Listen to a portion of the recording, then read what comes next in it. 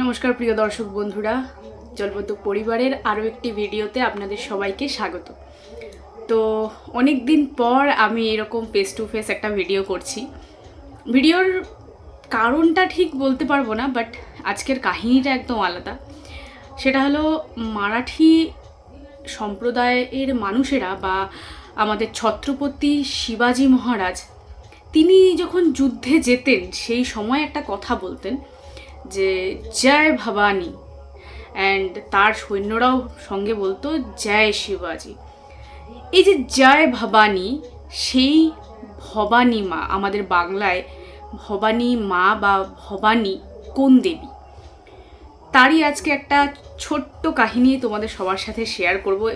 কাহিনী ঠিক না, তার একটা ছোট্ট স্টোরি বা তার একটা ডকুমেন্টারি হিসেবে একটা তথ্য আমার কাছে আছে, সেটাই তোমাদের সাথে শেয়ার করব বলে এই ভিডিওটা আজকে বানাচ্ছি।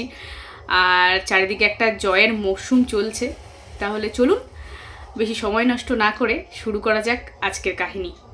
জয় ভবানী, এই স্লোগানটি কিন্তু মারাঠিদের মধ্যে খুব শক্তিশালী একটা স্লোগান, আর তার ভিত্তিতে আমরা কিন্তু সবাই, মানে বিশেষ করে এখনকার জেনারেশনের মুখে এই কথাটা খুব শুনি, জয় ভবানী জয় শিবাজি, ছত্রপতি শিবাজি মহারাজ কি জয়।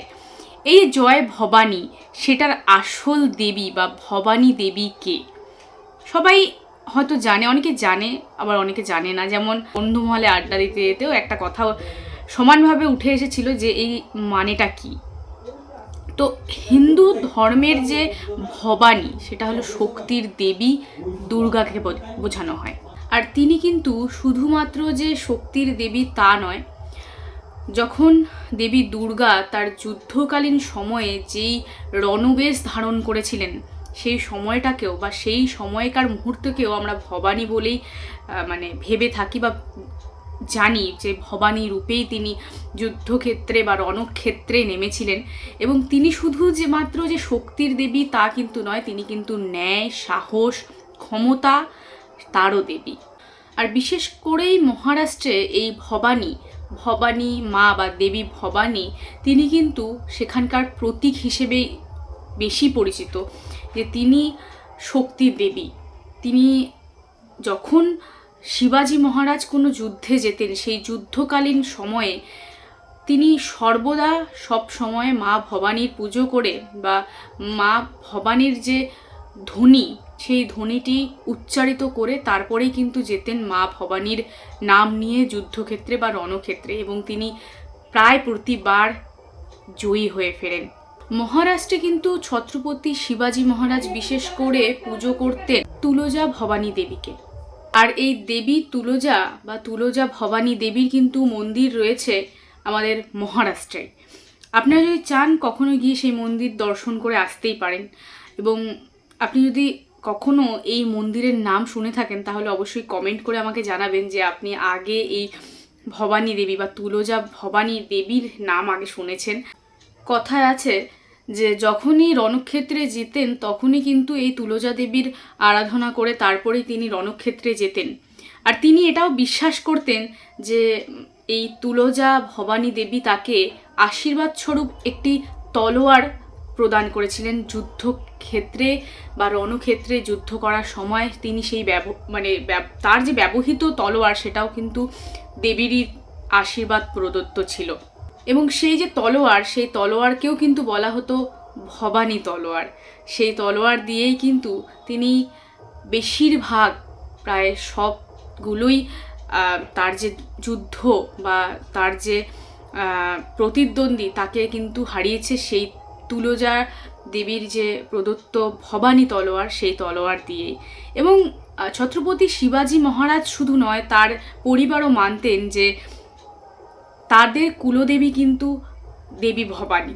যেমন প্রত্যেকটা পরিবারেরই কুলদেবী বা কুলদেবতা রয়েছে, সেই রকমই আমাদের ছত্রপতি শিবাজি মহারাজেরও কিন্তু একটা কুলদেবী রয়েছে, সেটা কিন্তু দেবী ভবানী। এবং তার পরিবার কিন্তু দেবী ভবানীকে প্রচণ্ডভাবে বিশ্বাস করতেন। এবং যুদ্ধের আগেও মারাঠি সৈন্যরা বা সেনারা, তারাও কিন্তু বলতো জয় ভবানী জয় শিবাজি। জয় ভবানী এই কথাটার অর্থ কিন্তু একদম আলাদা, যে শক্তির দেবী তুমি আমার জয়কে আরও মানে পরিষ্কার করে দাও, আমার জয় যাতে হয়। এবং জয় শিবাজি এই কথাটার অর্থ কিন্তু একদমই আলাদা। সেই কথাটার অর্থ হলো শিবাজির নেতৃত্বে তাদের যেন বিজয় হয়। অর্থাৎ এটি একটি শক্তি এবং এই যে ধর্ম, এই দুটোকে মিলিয়ে যে যুদ্ধক্ষেত্রে জয় নিয়ে আসবে বা জয় আসবে একের পর এক, তারই কিন্তু প্রথম জয়ধ্বনি। তখন বলা হয় যে জয় ভবানী। এবং আরেকটা কথা খুব সঙ্গেই খুব বেশিভাবে প্রচলিত, সেটা হলো জয় শিবাজি, ছত্রপতি শিবাজি মহারাজ কি জয়।